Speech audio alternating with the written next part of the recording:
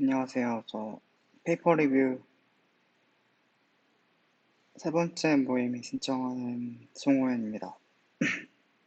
제가 리뷰할 페이퍼는 Hidden Technical Debt in Machine Learning System 이라는 주제고요. 구글에서 예전에 발표했던 논문입니다.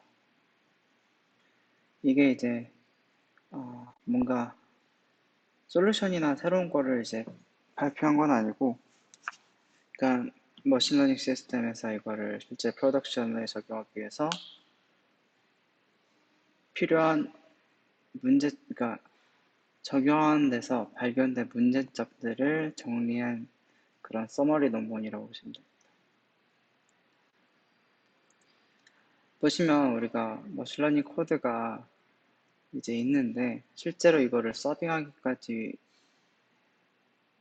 전체 플로우를 보면 실제 비중이 거의 5% 정도밖에 차지하지 않는다는 걸 볼 수가 있어요. 그래서 리얼월드 머신러닝 시스템에서는 아주 작은 부분이 머신러닝 코드로 이어져 있고, configuration, data collection, feature extraction, data verification, machine resource management, analysis, process management, 서빙 그리고 모니터링까지 전체적인 엔지니어링 요소들이 있어야지만 이제 머신러닝 파이프라인을 만들 수 있다라는 점에서 이 나머지 부분들에 어떤 문제들이 있는지를 리뷰하고 있는 논문입니다. 보시면 실제로 이렇게 복잡한 시스템으로 이루어져 있는데, 우리가 이제 예전에 소프트웨어 엔지니어링에서 겪었던 문제들과 같은 방식으로 접근을 하면은 이제 예전에는 겪지 못했던 새로운 어려움들이 있어요. 그래서 이러한 문제점들을 설명을 해주고 있는 거고요. 첫 번째로 entanglement. 서는 이제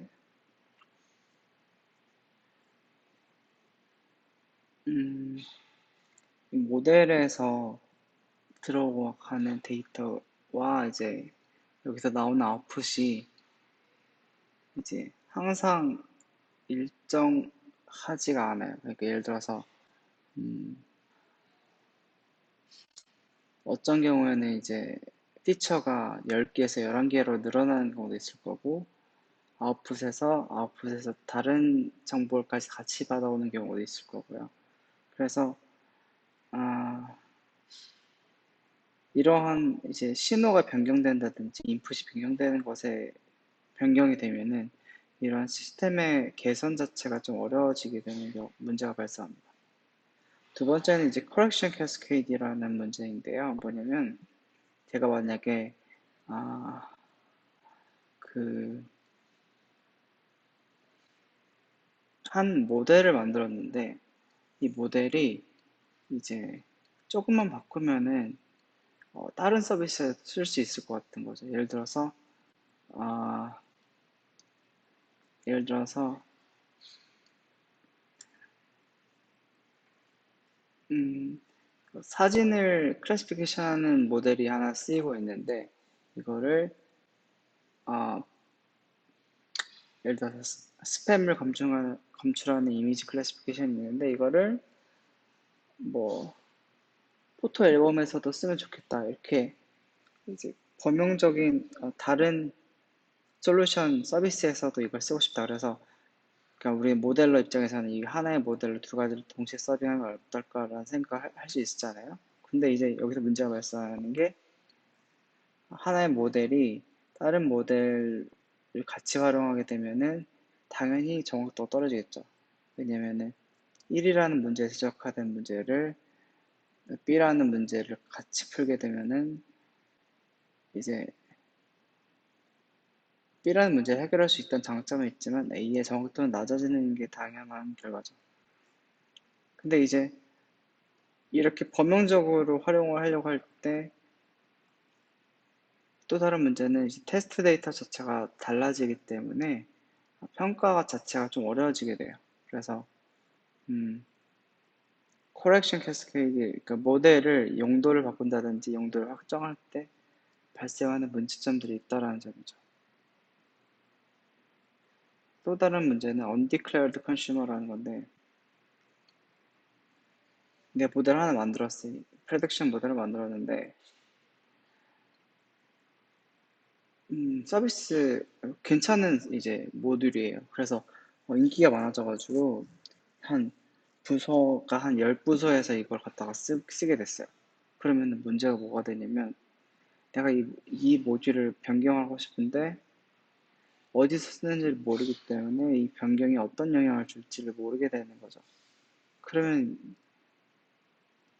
그래서 이제 액세스 컨트롤이 이제 구현이 안 된 상태라면 특히나 이제 이런 데이터 플랫폼이나 이런 조직의 성숙이 되지 않은 회사에서 많이 발생을 하는데 이런 거 문제가 발생하면 시스템 변경 자체가 어려워지게 되겠죠. 그래서 이제 클래시컬한 소프트웨어 엔지니어링에서는 이런 문제를 visibility depth라고 부른다고 합니다. 여기서 또 다른 문제를 제기하고 있는 게 뭐냐면 코드, 우리가 프로그래밍 할 때 코드 디펜던시는 아주 명확하고 이제 추적하기 편하잖아요. 근데 데이터 디펜던시는 추적하는 것 자체가 어려워요. 그래서 unstable data dependency라는 문제가 있는데 뭐냐면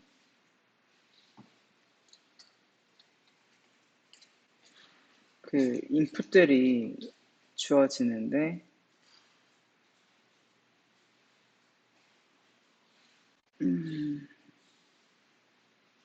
다른 시스템에서 들어오는 시그널들이 언스테이블한 경우가 많다는 거죠. 그러니까 이런 예를 들어서 다른 시스템에서 들어오는 데이터 인풋이 항상 퀄리티가 일정하지 않다는 문제가 있어요. 그러니까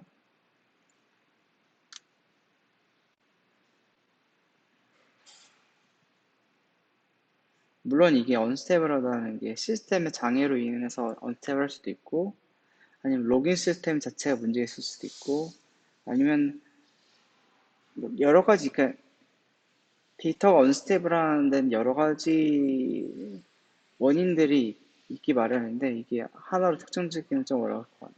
아무튼 불안정하다는 점이죠.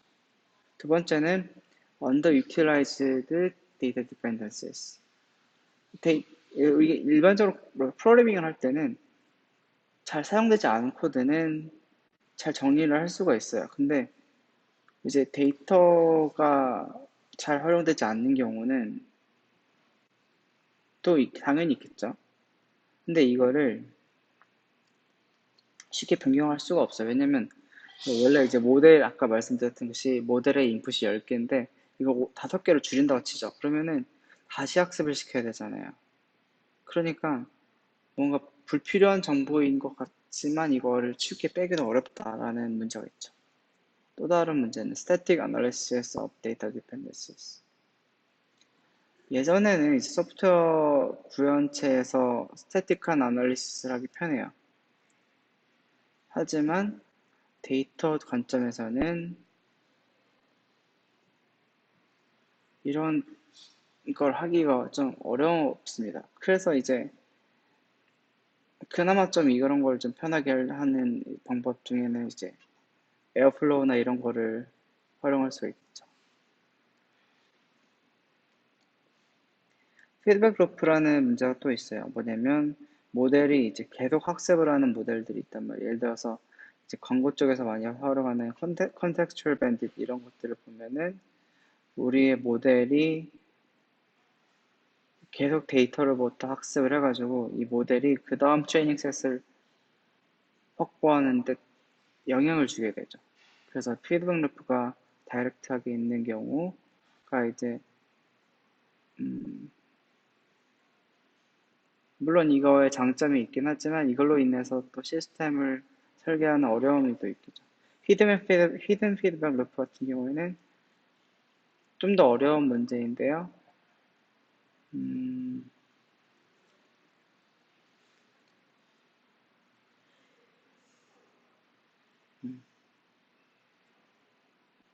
학습한 모델이 이제 새로운 데이터를 접하고 이걸 다시 개선한 방식이, 네, 피드백 높은.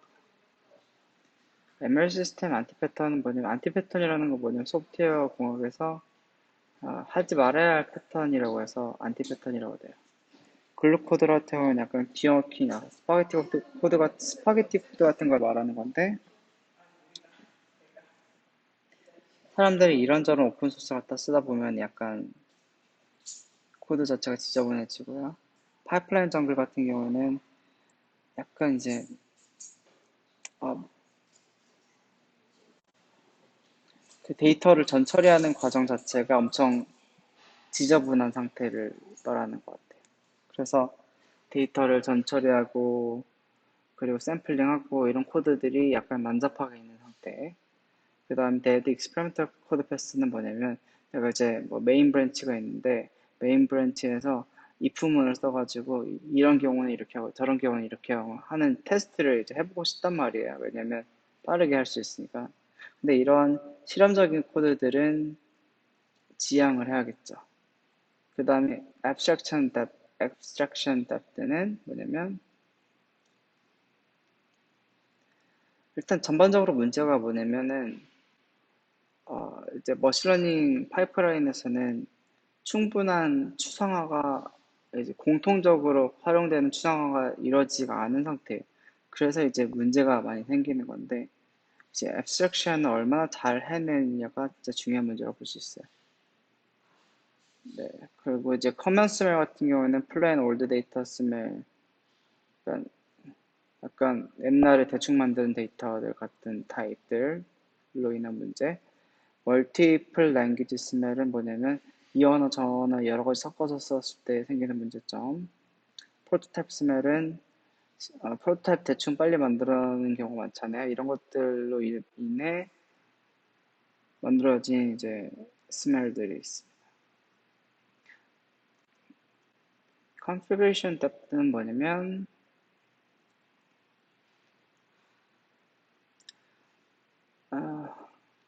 여기서 이제 configuration 어떻게 하면 잘하냐라는 문제를 이렇게 정리를 해놓은 것 같은데요. 그래서 뭐냐면 이전 컨피그레이션에서 새로운 컨피그레이션을 할 때 아주 이제 쉽게 변경할 수 있어야 된다. 그리고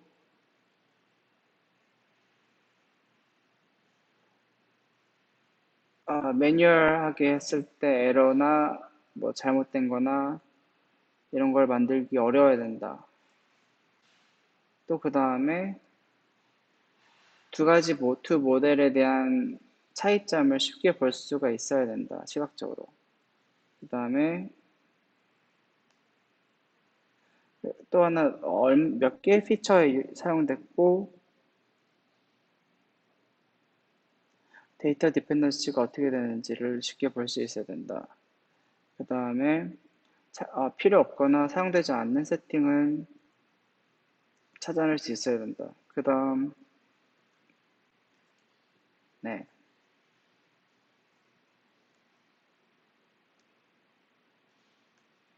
컨피그레이션도 이제 코드 리뷰에 들어가야 된다. 라는 점들이 있습니다. 이게 안 좋다는 점이 아니라 이렇게 해야 된다라는 말이죠. 컨피그레이션 할 때. 그러니까 dealing with changes in the external world.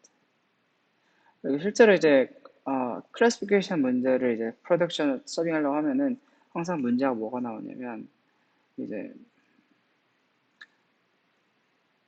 프레시션이 높아야 좋은지 리콜이 높아야 좋은지 그런 이제 고객의 요구사항이 달라요. 당연히 우리가 이제 머신러닝 맨 처음 배울 때 프레시션이 높을지 아니면 리콜이 높은 게 좋은지 이게 문제 특성에 따라 다르단 말이에요. 그러면 이거를 조정하려고 하면 쉽게 조정하는 방법은 스트레스홀드를 조정하는 방법이에요. 내가 스팸을 했을 때 스팸을 정확하게 판별하는 게 많이 판별하는 게 중요한가 아니면은 내가 정상을 스팸으로 잘못 판단하는 걸 최대한 줄이는 게 중요하냐. 이런 문제가 맞닥뜨렸을 때 이거는 이제 기획자나 서비스 오너의 의견을 받아들여서 이 스트레스홀드를 정해야 된단 말이에요. 매뉴얼리. 그럼 이거를 쉽게 바꿀 수 있으려면은 스트레스월드 이것도 해보고 저것도 해봤을 때 어떤 게 좋은지를 판단할 수 있는 근거가 필요해요. 이런 것들을 이제 하기가 어렵다라는 점이 있죠. 두 번째는 모니터링 앤 테스팅. 일단 이제 이거를 시스템을 만들었을 때는 우리가 의도한 대로 동작하는지를 모니터링하고 테스팅할 수 있어야 돼요. 이런 것들이 이제 막상 이제 프로덕션 하다 보면 결국 필요하게 돼요. 또 다음, other areas of ML related data. 데이터 테스팅 데이터. 이게 진짜 중요한데, 데이터를 전처리하다 보면은 그러니까 당연하게 들어있어야 될 필드가 비어 있다든지 아니면 뭐 숫자가 0 이상이어야 되는데 마이너스 값이 들어있다든지 뭐 이런 문제들이 계속 있단 말이에요. 여기서 이제 강조하고자 하는 거는 우리가 소프트 엔지니어링에서 유닛 테스트를 만드는 것처럼 데이터에다가 유닛 테스트 같은 걸 만들어내는 베이직 세니티 체크가 진짜 중요합니다. 왜냐면 서빙에서 망가진 걸 보기 전에는 데이터가 잘못된 걸 몰라요. 근데 아무도 이걸 안 알려줘. 그러니까 테스트를 해야 돼요. 세니티 체크. 소프트웨어에서는 문제가 생기면 바로 에러가 나잖아요. 그러니까 빨리 파악할 수 있는데 데이터가 잘못된 거는 진짜 그러니까 뭔가 트러블 슈팅하기가 너무 어려워요. 그래서 세니티 체크를 해줘야 돼요. 그 다음 두 번째, reproducibility data. 일단은 이제 사이언티스트들이 이제 실험 돌려서 그 다음에 비슷한 리절트를 얻기가 어렵다라는 거죠. 네. 그 다음에 프로세스 매니지먼트 데프트는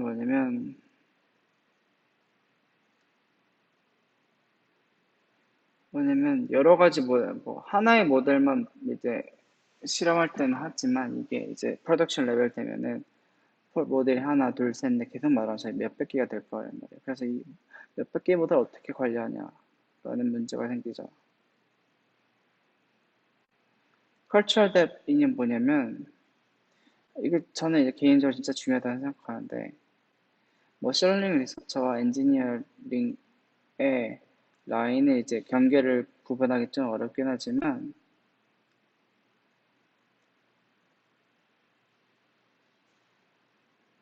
팀의 컬처가